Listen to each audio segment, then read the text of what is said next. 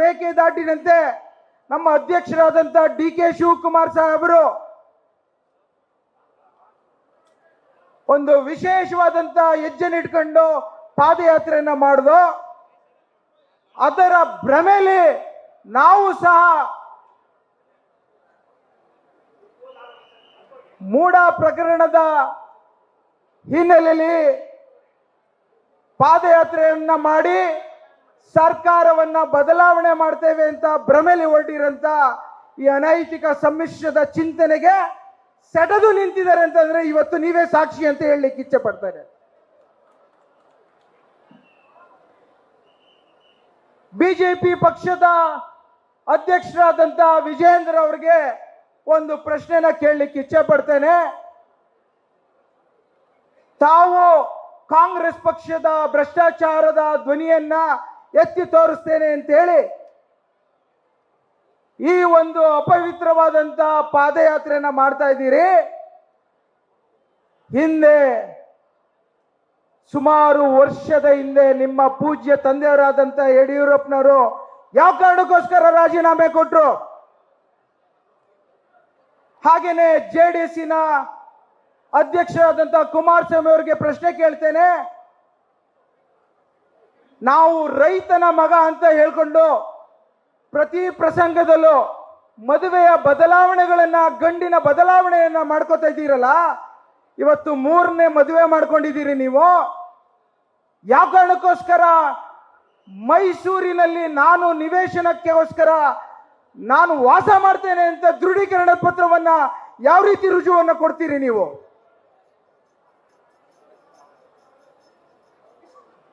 ಇವತ್ತು ಪ್ರತಿ ಸರಣಿಯಾದಂತ ಸಭೆಗಳನ್ನ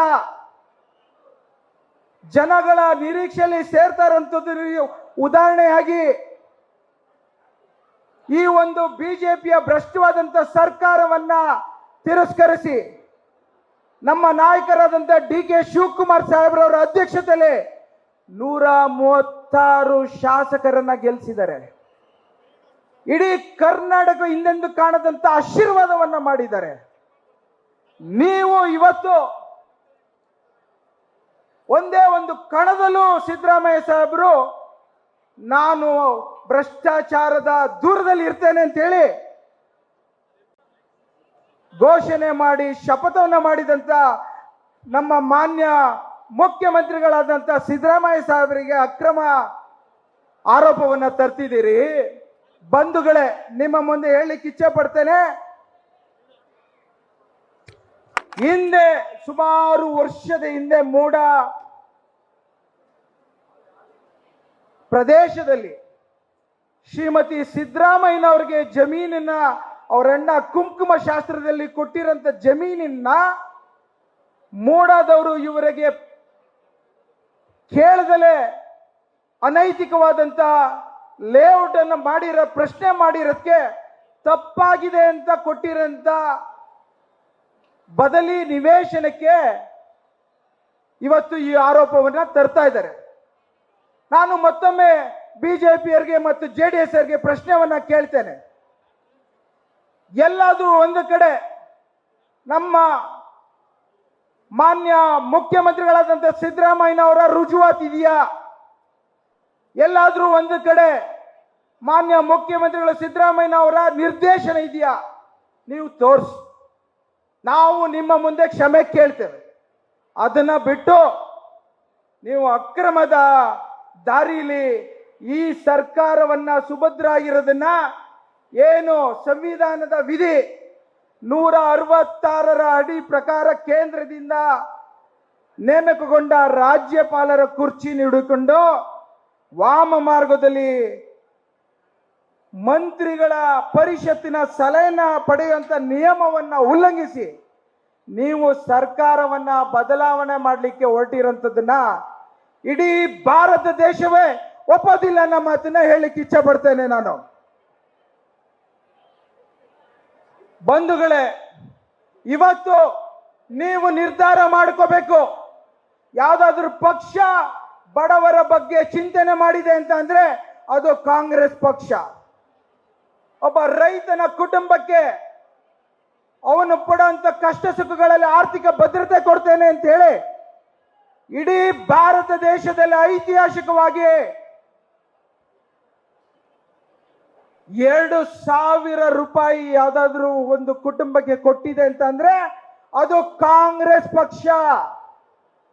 ಇವತ್ತು ರೈತ ತನ್ನ ದುಡಿಮೆಯ ದುಡ್ಡನ್ನ ವಿದ್ಯುತ್ಗೆ ಖರ್ಚಾಕೂಡುದು ಅಂತ ಹೇಳಿ ಉಚಿತವಾದಂತ ವಿದ್ಯುತ್ ಅನ್ನ ಪ್ರಪ್ರಥಮ ಬಾರಿಗೆ ಕೊಟ್ಟಿದ್ದಂಥದ್ದು ಕಾಂಗ್ರೆಸ್ ಪಕ್ಷ. ಒಬ್ಬ ರೈತ ರಾತ್ರಿ ಹೊತ್ತು ಹಸಿದು ಮಲಗಬಾರ್ದು ಅಂತ ಹೇಳಿ ಅನ್ನ ಭಾಗ್ಯವನ್ನ ಕೊಟ್ಟಿದ್ದಂಥದ್ದು ನಮ್ಮ ನಾಯಕರಾದಂತ ಸಿದ್ದರಾಮಯ್ಯ ಸಾಹೇಬರು.